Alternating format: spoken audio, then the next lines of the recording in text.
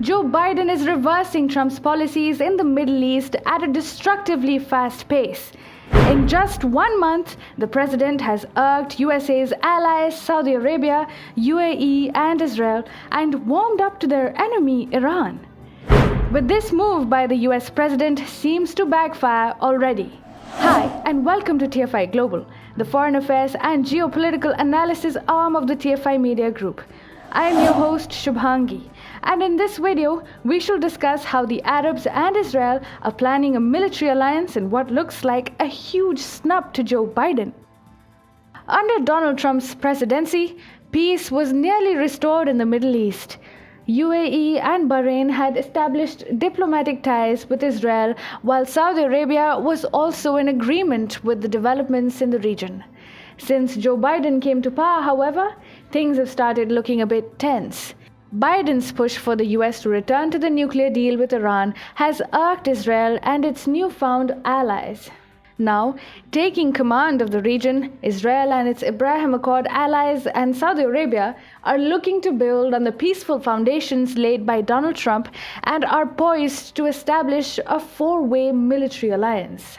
The reported talks of the defense alliance will respond to the region's increasing Iranian threat, especially Iran's upstream nuclear program and its rising influence with countries such as Syria and Iraq in the Middle East. The news of the talks comes as the new US administration transmits signals to Tehran and other world powers that it is ready to join the Iranian nuclear agreement of 2015, which was brokered by former US President Barack Obama and strongly opposed at the time by Israel's Prime Minister Benjamin Netanyahu.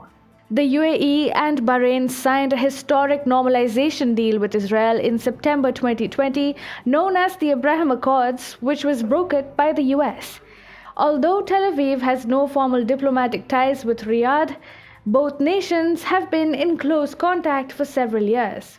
President Joe Biden has taken steps against the UAE and Saudi Arabia after resuming power, which has been of massive concern to the Arab countries. Biden has suspended the sale of F-35s to the UAE, and with regards to Saudi Arabia, the US government suspended arms sales to the Arab nation. The Biden administration also reversed Trump's decision of designating Houthis as terrorists. Saudi Arabia is clearly unhappy with the USA's actions and in response has announced at the United Nations that they will quote-unquote continue to grant terrorist status to the Houthi fighters so that we can deal with the threat of Houthi. The Biden administration has also sidestepped Saudi Crown Prince Mohammed bin Salman, which is likely to escalate tensions in Saudi-US relations. Moreover, Biden has recently restored financial assistance to Palestine and spoken in support of it. With this, Biden has been stoking tensions in the US-Israeli relations, which have stood strong since Israel was formed.